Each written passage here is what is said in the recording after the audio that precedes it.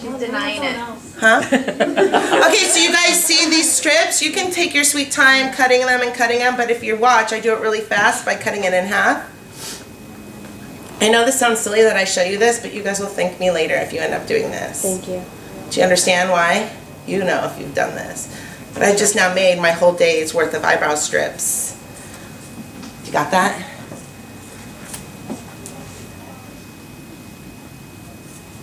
You have sharp scissors. No! Are you kidding me? These are dollar scissors.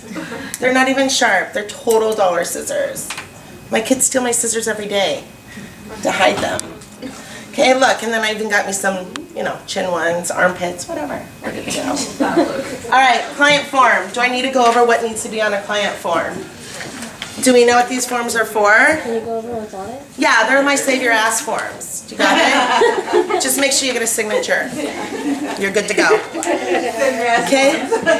Name, address, phone number, email. How'd you hear about me? Because if they're a pain in the butt, I want to call and really thank you for that. You know what I'm saying? And any medication information.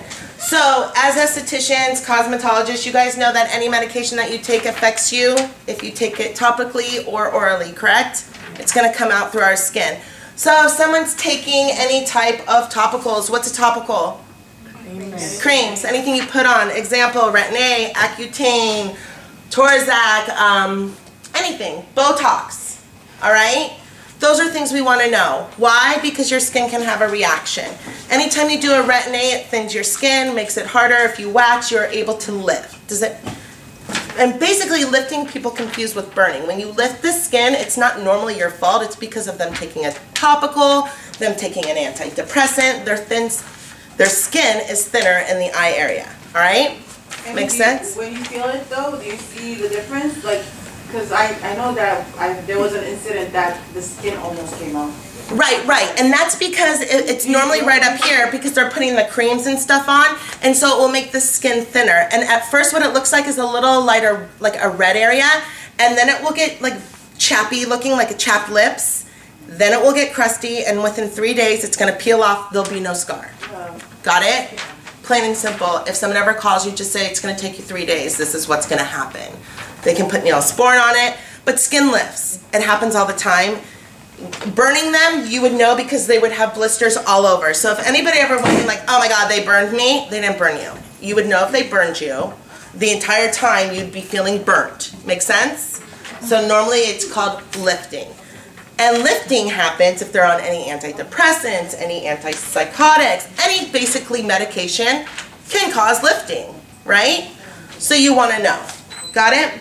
If they're pregnant, that's if you're using any kind of like machines or anything, metal implants. Do they have cold sores? Why do I care about cold sores? Because if you're doing an upper lip wax and they have a breakout, you're gonna stimulate it and it will make it worse. Make sense?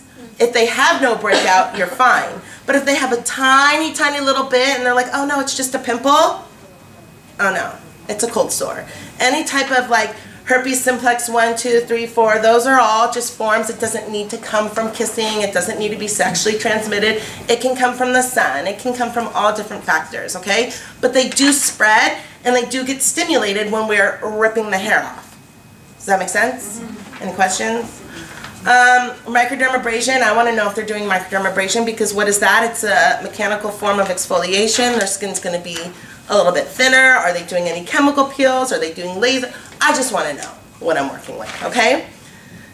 By signing this document, I understand that if I suffer from the herpes virus and do not take an antiviral medication prior to waxing, it may trigger an outbreak. Notice that I didn't say the herpes on my face. Anywhere. I'm known for Brazilian waxing. So anywhere. So if you're not on a medication or if they're not taking something, it can inflame them when they come back. And basically they've read, if anything, I take full responsibility to any negative reaction that may occur from giving false answers. Got it?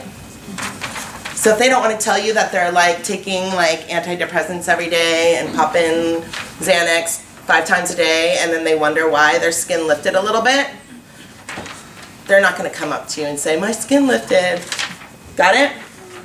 Do you want to fill this out? Do you want to just tell me, is there anything I need to be aware of?